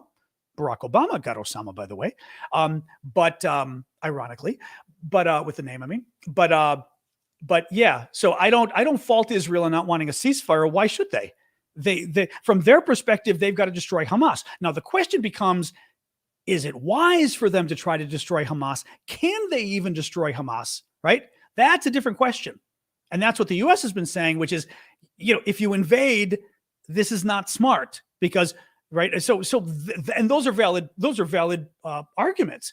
But in the terms of the sort of overall, should they agree to a ceasefire? Of course not. Of course not. The only question for them is it in Israel's best interest to have a ceasefire? Let me put it this way. Israel has to decide, is it in their best strategic interests? But that's it. The humanitarian situation, if I were Israeli, I'd say, you know what? You're worried about the humanitarian situation? Talk to Hamas. Hamas can release the hostages and surrender, and the bombing will stop immediately. If I were Israeli, that's what I'd say. So I totally get where the Israelis are coming from on this, but I also get where the Palestinians are coming because they're dying. I mean, I absolutely get what's going on. It's horrible, but they're not attacking civilians only. You have basically a city state. I mean, Gaza is almost like a city state declaring war on Israel. So Israel hits back and you go, you bombed a city because you are a city, practically, right? You can't do that. You can't declare war on your neighbors and then your neighbor bombs you and people die and you go, hey, people are dying. Don't do this. You declared war. I mean, what do you do? No, I mean, I don't want people to die, but you declared war on them. Of course, people are going to die. That's what happens in wars. Israel doesn't really have and again, I sort of come down from a more realistic school of foreign policy where you've got to look at what's motivating people. We got to look at what's motivating Israel. And I think I don't trust Netanyahu, but overall, I can imagine in Israel, people have got to. Now, what's interesting is the polls, though. The polls do show something like half of Israelis, I want to say. I saw the poll today. I think like half of Israelis don't really want to go into Gaza yet. They want to get the hostages first or negotiate for the hostages or whatever before they go into Gaza. Something like 25 or 35% want to go into Gaza now. What I have not seen is polls from Israelis overall about how do they feel in general about going into Gaza? Like, would they rather just have some airstrikes, or do they want to go and truly try to eliminate Hamas? I haven't seen those kind of polls. I'd be very curious to see that in Israel, of course. But in any case, the hostage situation is inflated. Well, not if you're one of the 239 babies and mothers and grandmas who were kidnapped. It's not inflated. Go tell that is it like 30 children they stole? Are you kidding me? And that's not the ones those are the ones they didn't murder. Come on, inflated. I don't even know what that means, inflated. And they're holding 200 Brits hostage as well. The Iran threat, the Iran thing, Zero says, can you speak on the Iran threat? The thing with Iran is it seems like Iran and the U.S. both don't really want to get into a war with each other. Okay, it seems that way. You are as much as the Iranians. Now, the Iranians are being a little risky, though, because they keep using their surrogates in Syria and Iraq to attack our troops. The number today was up to 23 attacks on American forces in the region. It was, I think, 19 last week. So they're still doing it. But the U.S. has started to fight back. And I believe we blew up something else today, I think, in the region there in Syria or Iraq. So you're seeing the U.S. kind of fight back, but we're both kind of still holding back. And Iran keeps making threats, but that's all they're making, really. I mean, other than, okay, again, they are being obnoxious with their surrogates going after us, but they're making threats. Thank you, Danan. They're not bombing Israel. I mean, they're having Hezbollah bomb it, but even Hezbollah, which is the sort of terrorist group that Iran helps in southern Lebanon, they've been, at least the latest news I saw last night, they've been firing across the border, and the Israelis fire across the border north, but it's kind of, right, firing, and you fire back. It's not blah, blah, blah, blah, blah, thousands of rockets. It just isn't from what I'm hearing. So what's been interesting is Hamas has actually complained. I think they complained again today. I saw a story that Iran and Hezbollah aren't entering and helping them out because they kind of thought Hezbollah was going to invade, and they thought, I think, Iran was going to do more. Now, I don't know what the U.S. has said privately to Iran. They may have told them privately, and frankly, or some of I don't know what country. Forget Russia, but if there's any country that's close to the U.S. that has good relations with Iran, because I've told you guys this, America will go to war for Israel, absolutely, positively. We don't want to go to, Biden really doesn't want to go to war, but because it would be a mess if we went to war. But would America go to war for Israel? Oh yeah. There's no question there. It's not an Iraq. It's not a Ukraine situation for us. Israel, there's Europe too, NATO, but Israel especially, absolutely, positively.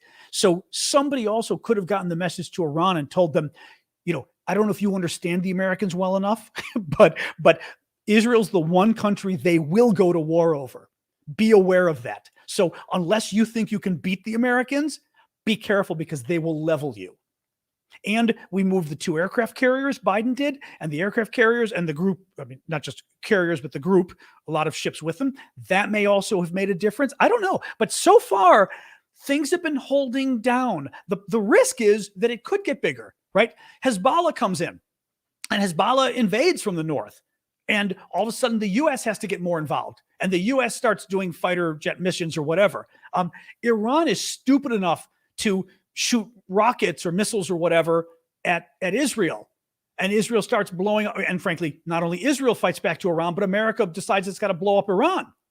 And then the Russians start to threaten us. And with the Russians, I don't think the Russians would do anything, but right? The other Arab countries, Would it ever get so bad that the other Arab countries decide to do another oil embargo? I mean, there's scenarios of how things could get worse. At this point, it's staying. I don't want to say calm because it's not calm. You also have situations where, the Arab countries themselves. I mean, Egypt, run by another dictator. Lots of protests, but he allowed them. He wanted the protests over the stupid hospital thing that Israel didn't even bomb, but nonetheless told everybody to bomb the hospital. They protested. Erdogan in Turkey told everybody with the hospital, they're all Erdogan's going super anti-Israeli now in Turkey. The Jordan, King Hussein's a good guy, or King Abdullah, is a good guy, but and he actually requested American Patriot missiles today for Americans to send defense to defend Jordan. The interesting thing is, I'm trying to figure out why, because he had apparently requested them before when there were concerns about Syria kind of falling apart, and didn't want it to sort of spill over to him. What I wonder, though, is whether he's worried about Israel at all, or whether it's just, again, worrying about Syria or somebody else, or frankly, the Houthis or whatever down in Yemen, who have been firing rockets and things over. But it can spill into something. Oh, that's what I was going to say. I mean, the people, people in the Middle East seem to riot like the French. I mean, like the drop of a hat and there's a riot. Not a riot, but there's a violent protest. The French, I swear to God, every spring there's violent protests with 1 million people. Well, the violence isn't 1 million people, but they're burning trucks and they're burning tires and everything else.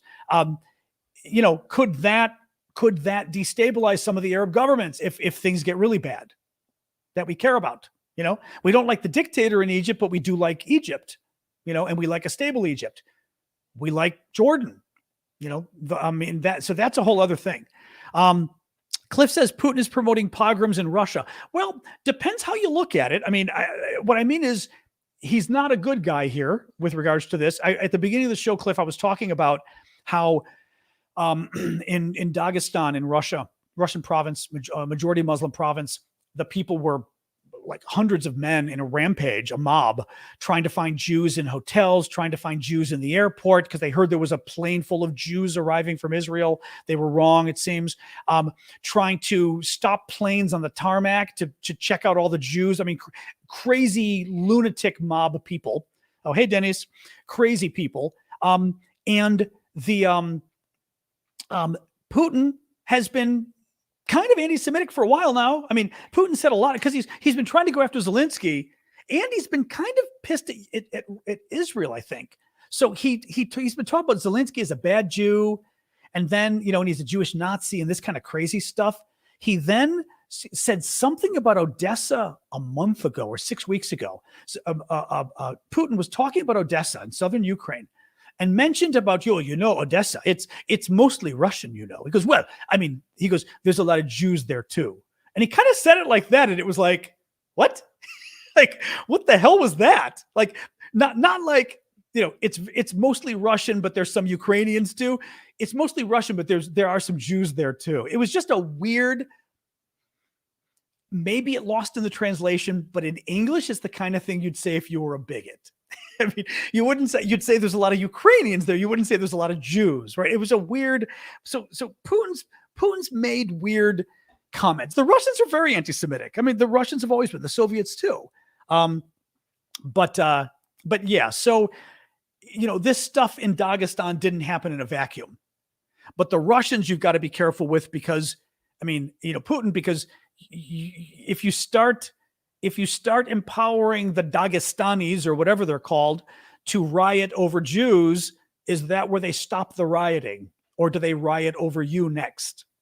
Do they riot over bread? Do they riot over food prices, over fuel scarcity? I mean, right? So you always want to be careful. And even in Egypt, the same thing. You want to be careful how much you start teaching your people how to form larger units that riot and mob, because you may not be able to control the mob someday.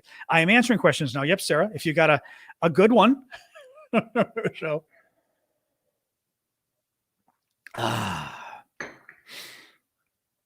Barry White. I'm not sure what to respond to that, Rolo. I've heard of Barry White, but I don't know anything beyond that. What, do I have his eyes?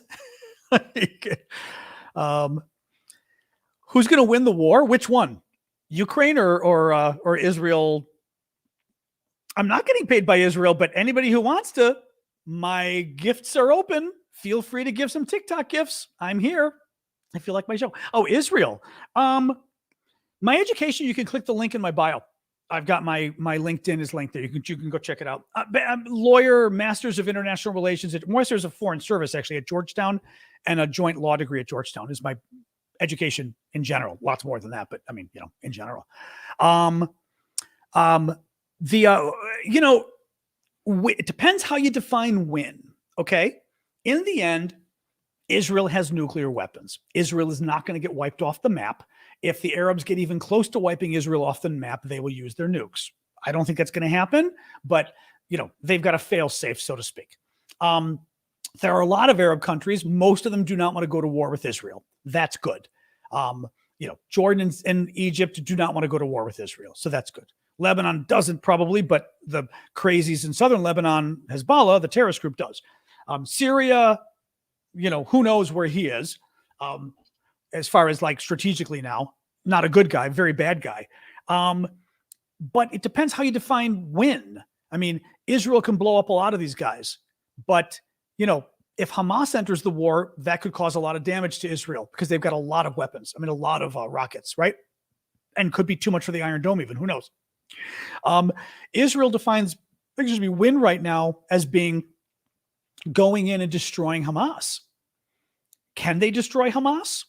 I mean, can they really root out the leadership? Can they make it so that Gaza is no longer run by this terrorist group?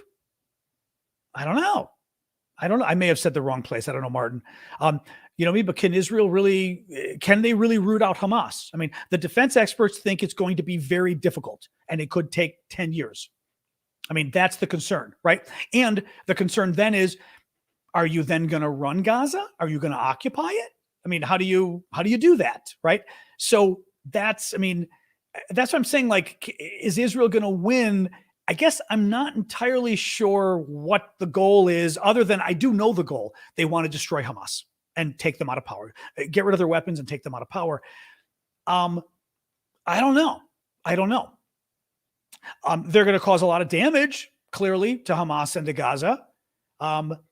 They may end up occupying part of Gaza again for the first time in 17 years or so.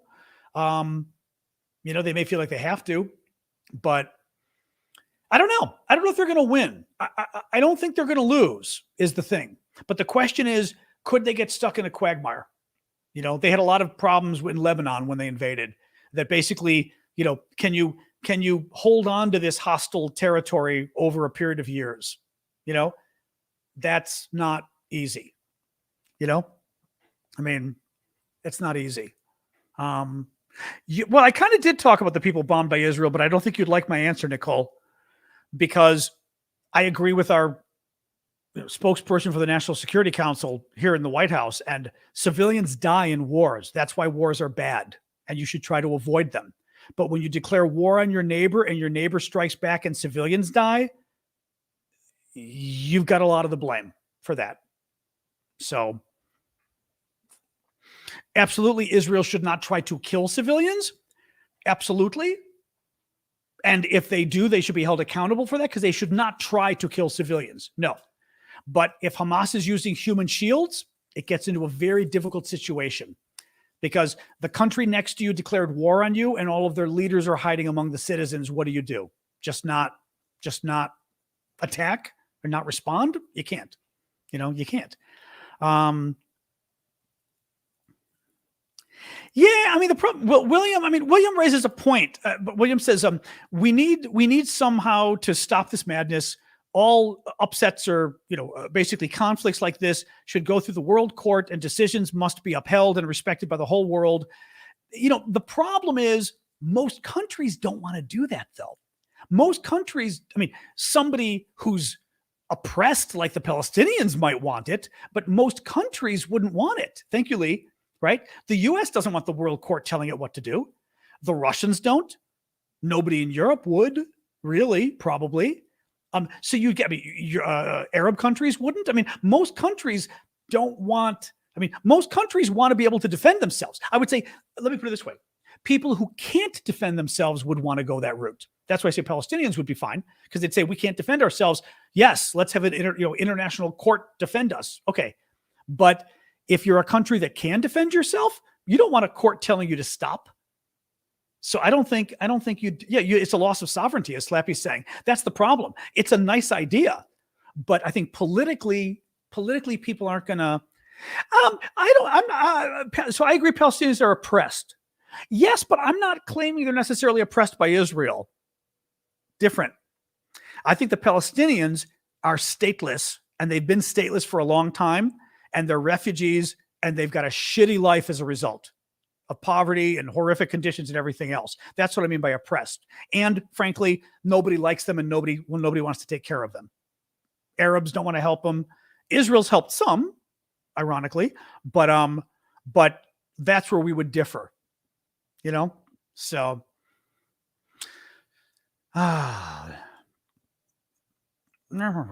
anyway, what else? I'm not going to get into the minutia of the. Does Poland have nukes? Poland itself doesn't have nukes. I would believe. Thank you, Alex. I don't remember. Callum or anybody, are U.S. nukes on Polish soil, or anybody's nukes on Polish soil? They themselves do not have nukes, no. But there may be some NATO nukes on their soil. That was that. Adventures. Thank you. Dara's saying no. Well, my opinion is always my opinion. Your opinion is not fact, just your opinion. Is that called that's not a syllogism. What do you call that? Where it's like you're stating the same thing twice. Your opinion is an opinion. Yes, it is. That is true. That is very true. U.S. nukes in Poland. Okay. Thank you, Matan. What else? Well, the West Bank thing gets interesting. I mean, again, I don't like Netanyahu. I think the settlers have been really crummy in the West Bank. At the same time, Israel, guys, there's a long history here. A tautology, is that what it is? That's the word I was looking for. Yeah. I mean, if I were Israel right now, I wouldn't be very thrilled at the idea of a Palestinian state. If I were Israel, I would say, judging by how things are going in that little bit of a territory in the bottom left of the map, these people cannot be trusted. If I were Israel, I would be thinking that. So this has not advanced things much as far as the West Bank getting more sovereignty either, as far as that goes. But the settlers are ridiculous, what they're doing in the West Bank, the Israeli settlers. So I don't support that at all. They're just trying to steal it. And they're also obnoxious as hell. So that I don't stand for. No. And like I said, I can't stand Netanyahu, because I think Netanyahu just from the beginning I just don't think he's trustworthy on this stuff. All right, thank you, user. User from Israel. Thank you. Anybody? What else, guys? What else? Yeah, I'm just seeing here. Interesting. So Disgruntled says the U.S. has nukes. I remember reading the 5 countries. Yeah, has nukes in 5 NATO countries. Poland is not one. I didn't think so. It's something weird like the Netherlands or something. There's one of those places there. Turkey was one, and I can't remember who else. Who else we got? I'm just curious. What are the 5 NATO countries? I just don't have it in front of me right now.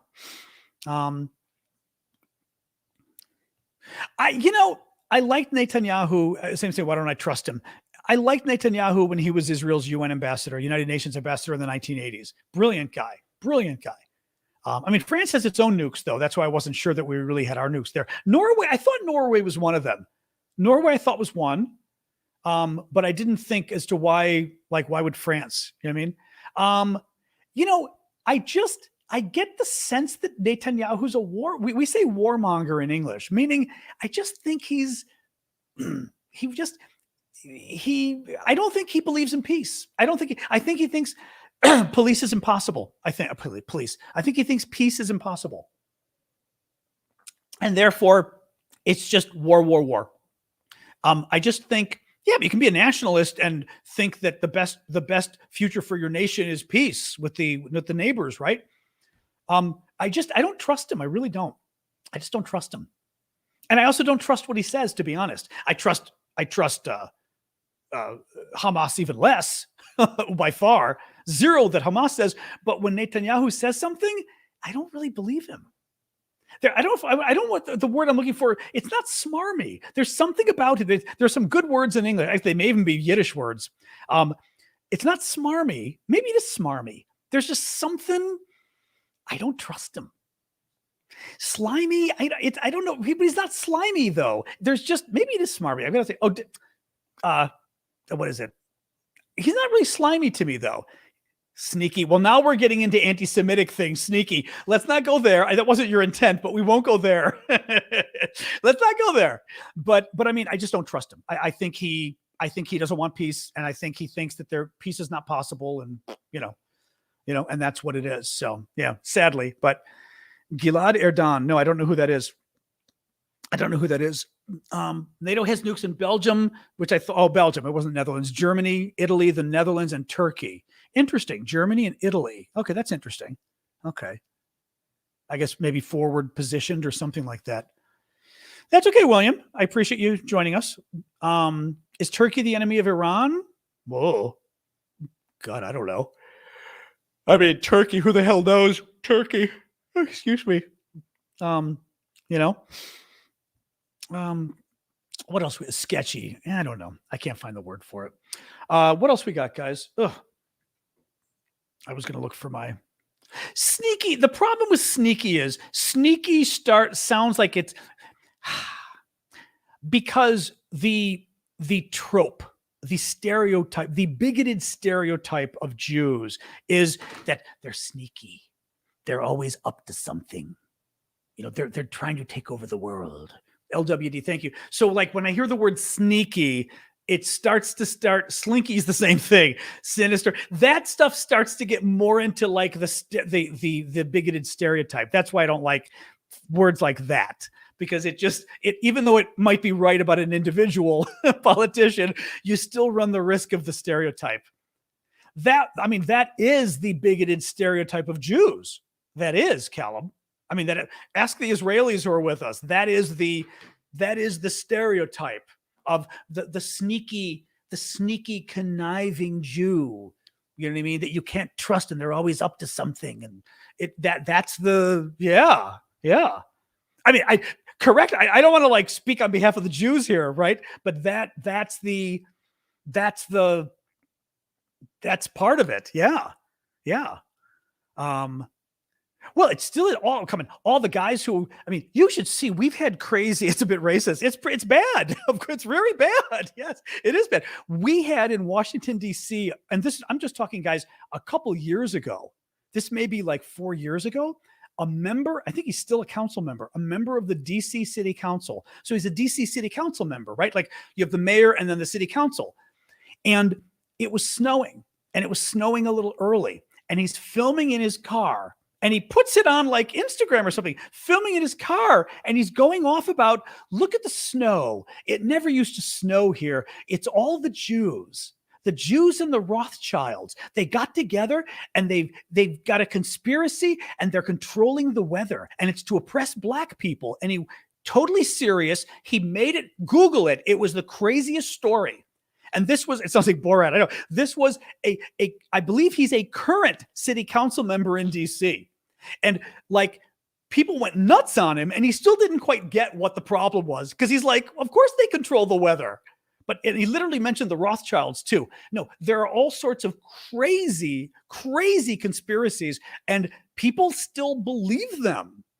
They believe it. It's maybe because I work in this field, in civil rights and international relations and everything else. I see this crap, but I see it's. Oh, that was bad. That was really bad. Natalie says, "What are your thoughts on a ceasefire for civilians to evacuate?"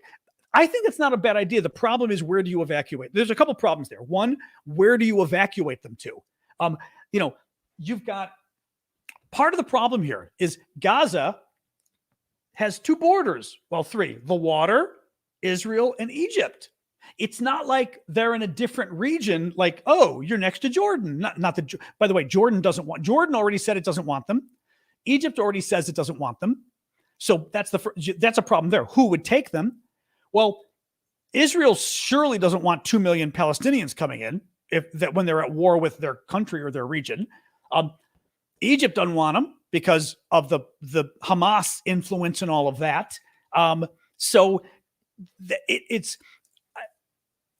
I like the idea because I think get the civilians out of the way. Now, the other problem is, and Palestinian advocates will tell you, and I think it's a fair point. Thank you, Courtney. The Palestinian advocates will tell you, if they evacuate, are they ever going to let them back? Or will Netanyahu just put settlers there? Right? That's not a bad point, actually. Right? I mean, so that's an understandable concern as well. Thank you, Charles. But if there was some way to do that, it would be a good idea to get the civilians out of the way if there were some way to do that. And it could be done, and they wouldn't just be giving up their land, et cetera, et cetera. Sometime I've told you guys this before, but I've told you guys this when I was covering Ukraine, not in the last couple of weeks, but although it's getting late now, it's already 7:40. So I'm not going to tell you tonight, but remind me for another night, especially the Israelis who are here, if you're still here. But the time I got to meet Yitzhak Rabin, like a year or two before he was assassinated, who was the prime minister of Israel at the time, and hilarious. I was working for a United States senator who was one of the top defense senators, and Rabin came to visit and had a meeting with my senator, and it was me, my senator, Rabin, and like all of Rabin's 15 people, and it was wild. Absolutely, it was hilarious. It was hilarious. It was a wild kind of thing, but I'll tell you another time. But it was very cool. Oh, you're hearing rustling. I'm sitting here with like a piece of plastic in my hand. That's funny. I'll stop with the plastic. Sorry, I couldn't believe you could hear that. Actually, okay, I'll tell you the story anyway. It's late, but what the hell? We're going to end. I'm not even going to do the summary of the news. We're going to end with the story. So I'm working for this guy, Ted Stevens, United States Senator from Alaska, very nasty man. He was a good politician, very honest, but a really mean person. He was very mean to his staff, very mean to me. He liked the women, the guys he was mean to. So we're meeting in the U.S. Capitol. So in the Capitol itself, there are these very nice rooms put away, and we have a private meeting in one of the very small but beautiful rooms with Rabin, my boss, me, because I'm his staffer doing foreign relations, and literally 15 Israelis, security, everybody. And we're all crowded into this room. Well, as we do, American congressional staffers especially, you learn to kind of you're there to listen, to take notes, and help if you need something, but you're there to fade into the background, like Homer Simpson in the bush. Thank you, Courtney. You're there to just kind of go in the background, right? So I'm back by the door. My boss is on the couch with somebody else next to him. Rabin is sitting on a bench that looks like a piano bench. Imagine a piano bench, but very small, like this big, right? So it's almost like just enough for his butt. A piano bench, and everyone else is sitting everywhere else. And he says, "Hello, Senator." He says, "Oh, aren't you here with anybody?" He goes, "Oh, yes, my staffer John over there." And I'm on the other side of the room by the door. And I was like, hello, Mr. Prime Minister, whatever. And he goes, "Oh, please." And okay, first of all, Rabin's accent, I couldn't understand a thing the man was saying. His accent in English was horrifically Israeli. I speak 5 languages pretty well. My Greek is rusty, but I speak 5 languages pretty well. So accents do not faze me. Could not understand the man. But I understood a little bit. But he goes, "Oh, please sit." And I said, No, I'm fine, Mr. Prime Minister. Thank you. No, you must sit. And Stevens is now kind of going, because Stevens, like I said, total asshole. Very good senator, total asshole. So Stevens is kind of looking from Rabin to me, like, what's going on? And I said, "No, Mr. Prime Minister, it's fine." I said, and then I made the mistake. I said, "Anyway, there's nowhere for me to sit anyway. I'm fine," because all the seats were taken. So Rabin looks at me and he goes, "Come here." He literally moves 6, and mind you, he's on like a piano bench that's only this big. He literally goes, "Boom, sit here." I was like, okay. He goes, no. He goes, I'm not starting until you sit down. I was like, okay. I go and I'm literally, my butt is next to Rabin's butt. We're on this chair that's this big and we're literally butt to butt. And Stevens, my boss, is now sitting here looking at me like this. Okay, I'm doing this for this camera, I'm doing it for your camera. Stevens is literally looking at me like this. And I'm like, what the do you want me to do? He's the Prime Minister of Israel. Like, oh my God. And then they talked for like 20 minutes. I could barely understand anything Rabin. I kid you not. I don't remember any of the conversation. I didn't understand most of the conversation. Rabin's accent was so thick. But I got to tell you, it was very impressive because, like I said, my boss, staff were pieces of garbage, unless they were women. He was nice to the women, but the men were pieces of crap to him. When a politician is that nice to a staffer, it says something to me. I mean, that was my only, I know nothing about the man, but that was an incredibly generous thing to do to a total stranger. It was really, Paul, I've got my Wellstone story. I've got a Paul Wellstone story too. Very similar. Yeah. So that's my Rabin story, but I mean, it was so, and that's it. I don't have any other great Israel stories, but it was such an amazing, yeah, absolutely. But literally, I'm not starting until you sit, and literally the chair was this big. So he's half on the chair, I'm half on the chair, and our asses are touching. And everyone's looking at us, and you're just sitting here going like, okay. Very nice man, yeah. But his accent, I just remember the accent was very, it was just this, I was a hostage, exactly. It was just, I couldn't, the gutturalness of it. I've heard Israelis speak English. This was totally different. It just was so guttural. I couldn't understand him. Yeah. Wild. Absolutely wild. Anyway, okay. We'll end on that. That was since we had so many Israel, I hope the Israelis were still here. Maybe a lot of them left. I mean, it was big news here in the States. It was huge news here in the States, his murder. So, I mean, I heard with everybody else, it was a huge story. The Israeli prime minister assassinated. I mean, my God, you're here. Okay, good. I know I do need to write a book. I know. Well, I've got a lot of anecdotes from the books, but his accent was, I mean, literally, I couldn't understand his conversation. And either Stevens understood him or Stevens was just pretending, But yeah, exactly. I'd have to write the book and then narrate it, but I couldn't understand. I mean, I'm very good at accents. I could not understand the man in his English. Yeah. Anyway, but yeah, it was very sad. I mean, obviously, because he seemed like a good guy. I mean, again, I can't say beyond that, but he was a very nice man, which in politics goes a long way because a lot of them just don't care. Yeah, I left Stevens' office in 94. I'd have to see. Actually, we could probably, although he may have come every year. How long was he prime minister? Could it have been 90? I think it might probably 93, 94. Well, yeah, if my story can go down into the lexicon of Rabin stories, but yeah. Oh, I know Israel's always been on my list. I mean, the thing is, the Middle East overall, I've not been to the Middle East. I've been to Morocco twice for work, which I love Morocco. They're kind of thieves in the markets, but they're lovely people. I like Morocco. I speak French, which helps. I mean, Morocco was great. But I've not been anywhere else. I mean, it's not even, oh, hey, Tovi. No, lovely people. The food was to die for. Beautiful country. Just lovely people. But I've not been to the Middle East. I was supposed to go to Beirut to do a training 20 years ago or 24 years ago. It got canceled. I was going to do some work in Jordan for a consulting firm. It got canceled.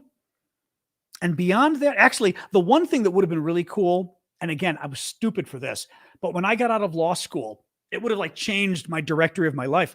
When I got out of law school, a friend had worked in Egypt at a French school as an English teacher at a French lycée, like a French high school, private high school in Cairo, but for, Egyptian students.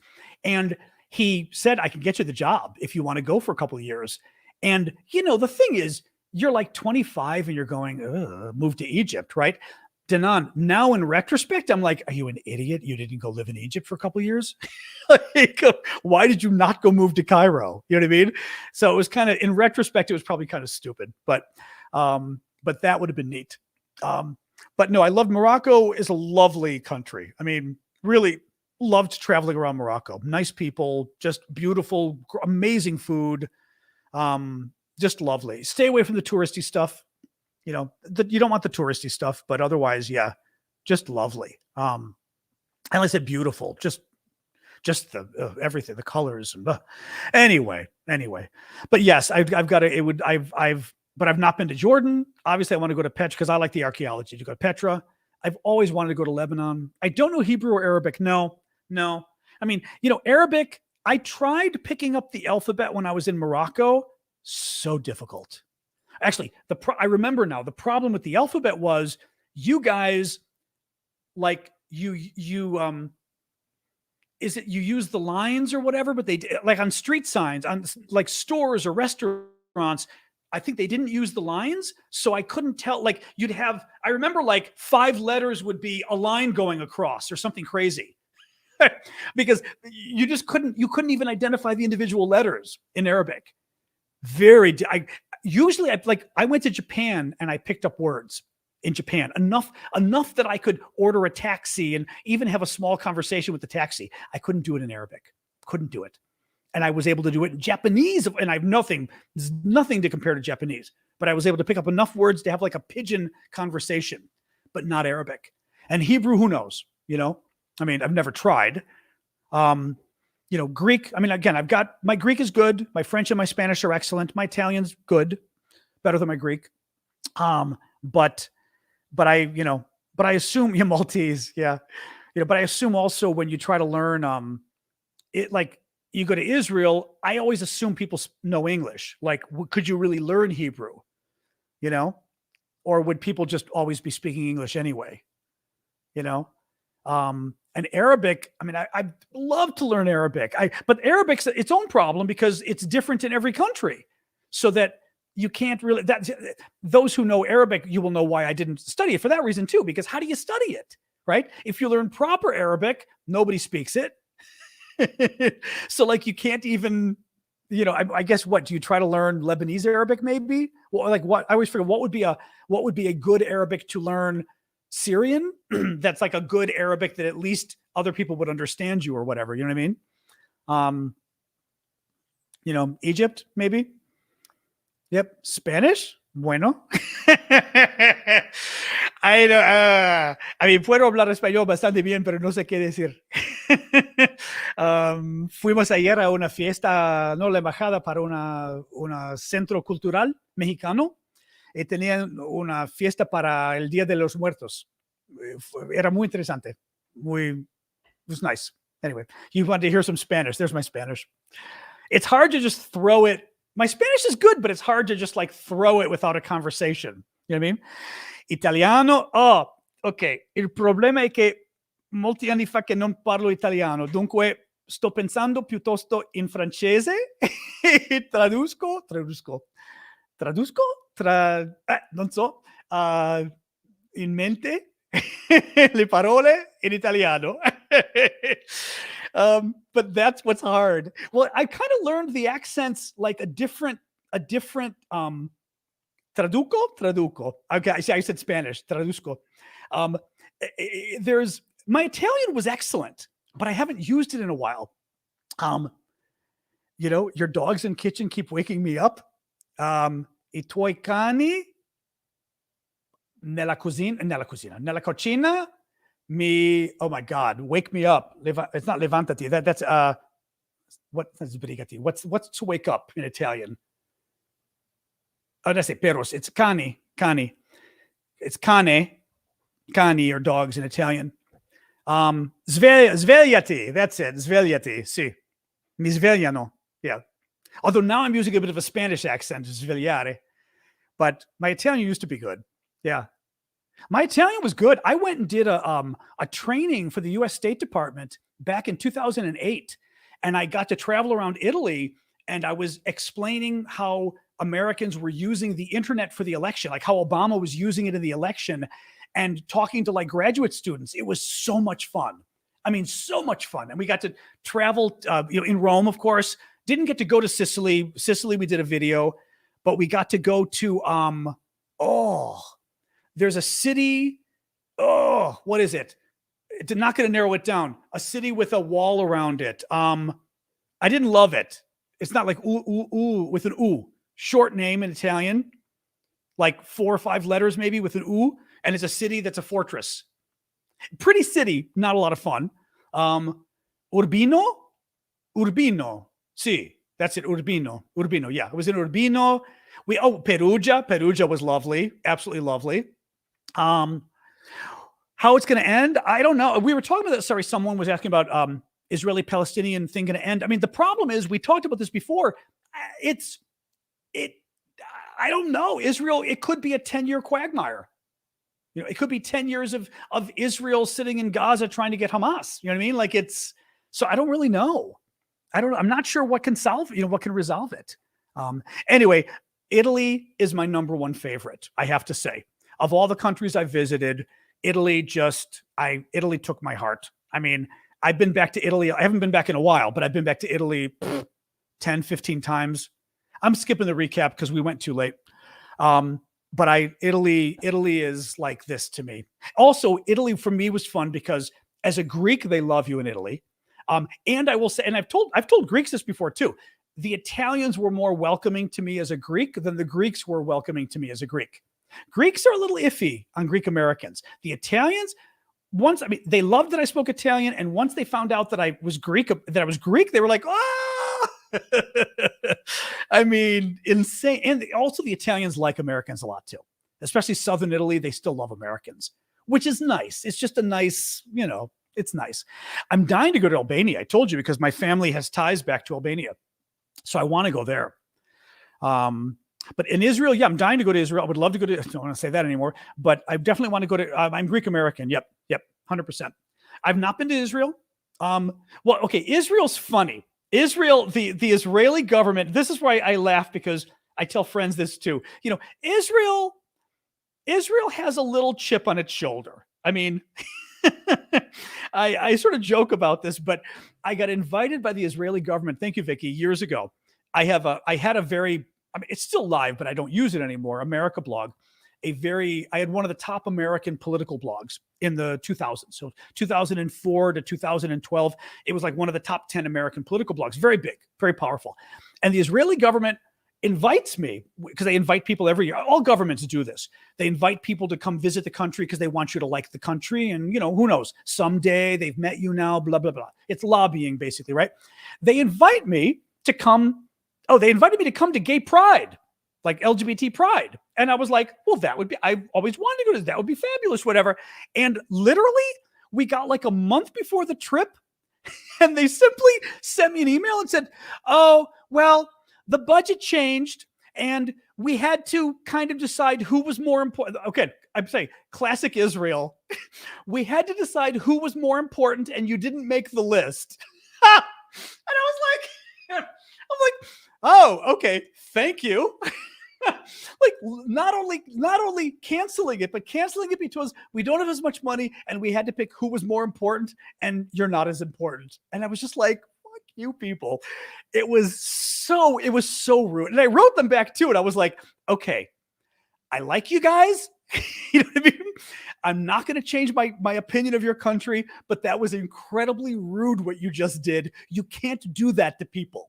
You just can't. But I mean, even the way they were saying it, Matan, it was so rude the way they told me. I was like, you can't explain it that way. Just the budget was cut. The budget was cut and we can't do it now. Okay. But oh my God. Yeah, no, I left because my friend Matt, his sister is American, but she's lived in Israel forever. She's Israeli now. She comes to visit and I bring my dog over and she's at Matt's house and I bring my dog over and people here know Sasha, my little dog, my little poor dog who's scared of the, she's sleeping now. That's good. Who's scared of the rain. And she comes and cute little dog comes and she meets the sister and the sister goes, oh, hello. And she goes, oh, your dog smells. And I was like, sorry. I mean, literally like, oh, your dog smells. It's like, well, thank you. You do too. I mean, there is something about, but I've also met I know an Israeli film director. Oh my God, Eitan Fox, who I wonder, he's a friend. I mean, we're not like close friends, but he's a friend.